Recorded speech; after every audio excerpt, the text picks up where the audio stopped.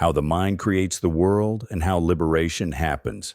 Homage to the Blessed One, the Worthy One, the fully enlightened One. Dear friends, today we will reflect on a profound teaching, the nature of the taints, the āsavas, and the path leading to their complete destruction. This teaching explains why suffering continues and how liberation becomes possible. If a noble disciple understands four things, what the taints are, how they arise, how they cease, and the path leading to their cessation, that disciple possesses right view and walks the path to freedom. Let us begin by understanding what these taints are. What are the taints? The word āsava refers to deeply rooted defilements flowing through the mind. They are subtle, persistent tendencies that shape how we see the world. There are four kinds: the taint of sensuality, the taint of existence, the taint of views, the taint of ignorance. These taints are not outside us. They operate within the mind itself. Because of them, attachment arises. Because of attachment, suffering continues. Because of suffering, the cycle of birth and death persists. The root of all taints is ignorance, not seeing things as they truly are. When ignorance ends, the taints end. When the taints end, liberation is realized. The taint of sensuality. We often believe sensuality lies in external objects, beautiful forms, pleasant sounds, enjoyable tastes. But the teaching reveals something deeper. External objects themselves are not sensuality. Sensuality is the mental construction and craving that arise in relation to them. A form is seen. The mind reacts.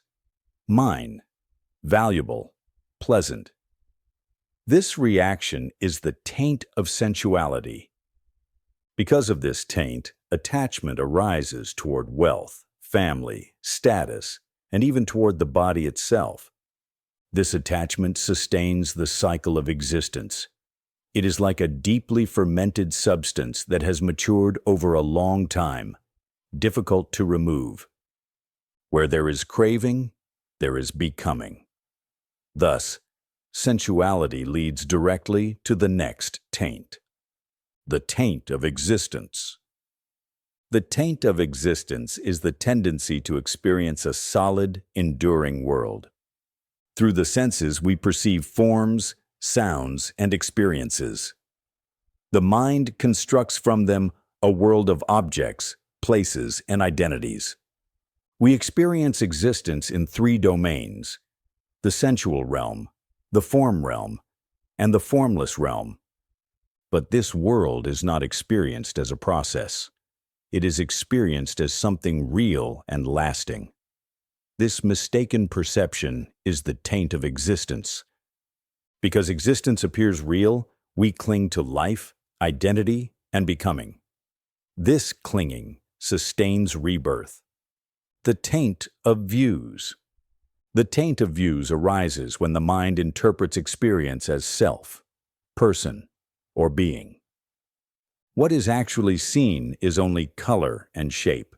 What is heard is only sound. But the mind adds meaning, person, self, other. These interpretations become beliefs. They shape identity. They reinforce attachment. When a form appears, we do not merely see. We see someone. We see me. We see mine. This is the taint of views, the taint of ignorance. The deepest taint is ignorance, not understanding the true nature of experience. All experience consists of 5 aggregates: form, feeling, perception, mental formations, and consciousness. They arise due to conditions. They cease when conditions cease. They are impermanent, unsatisfactory, and non-self. But because this is not seen directly, the mind clings to them as I and mine. Ignorance gives rise to craving. Craving gives rise to clinging. Clinging gives rise to suffering. Thus, ignorance sustains the entire cycle. How the illusion of the world arises. Let us consider the simple act of seeing. The eye receives color and shape.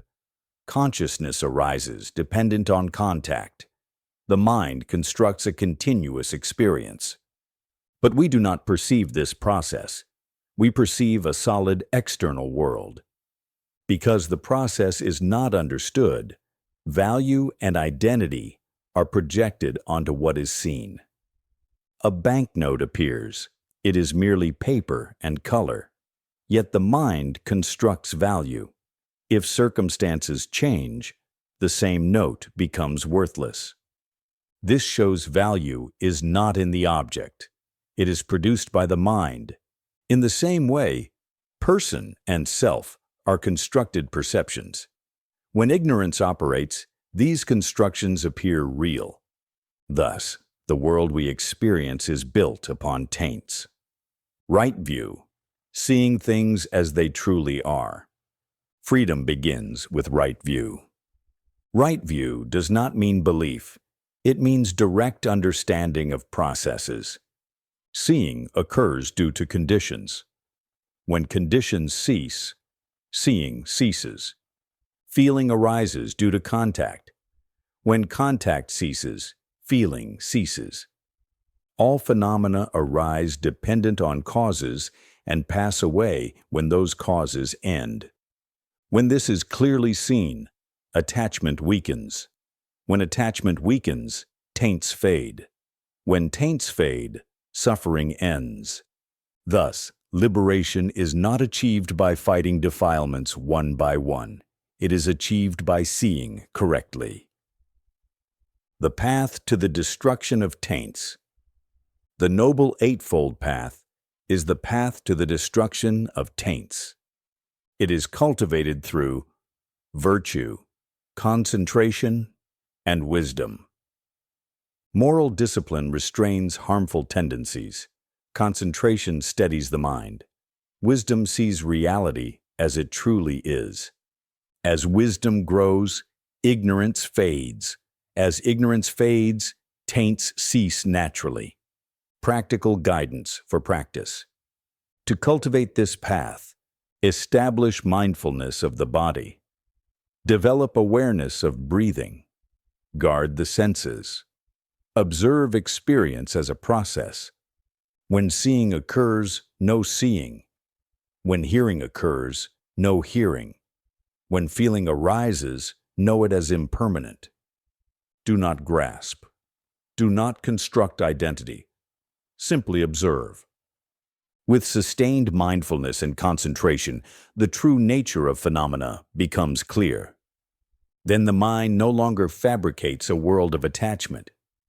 The goal, taintless liberation.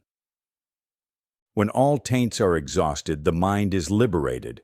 No clinging remains, no suffering remains, no becoming remains. This is nibbana, the cessation of all defilements. It is not something created. It is realized when ignorance ends. When things are seen exactly as they are, the constructed world dissolves. What remains is peace beyond all conditions. Closing reflection. Dear friends, suffering does not arise from the world itself. It arises from the taints within the mind. When ignorance is present, taints arise. When wisdom is present, taints cease.